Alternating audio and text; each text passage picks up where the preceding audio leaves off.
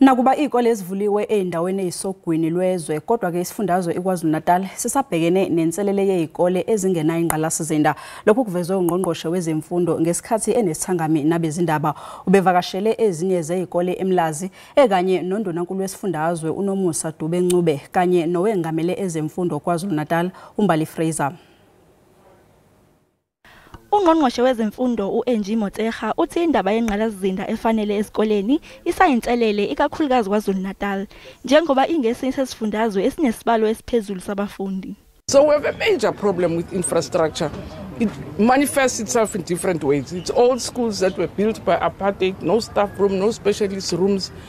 Ungqongqoshe uncome izisebenzi zemfundo KwaZulu Natal ngokusebenza ngokuzikhandla ngaphansi kwezimo ezingezinhle. I'm very proud that our managers, despite all the difficulties, because we want to do it. And it's because it is funds abantu abaphume ema university ba no masters ba nobani bafundile, and sometimes I get it hurts me to see us getting them to work in such environment. Undonankulu KwaZulu Natal uthi umnyango wezemfundo uyenzile imizamo ukulekelela abafundi ababeyizisulu zesikhukhula ukuba bethole izikole.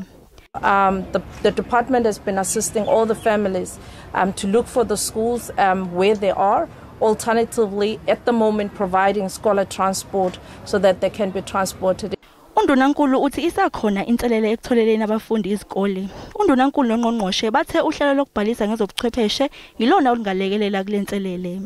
It's not going to help us to say every year you'll have learners that would lose like 2 weeks of school work because they're still trying to look for schools.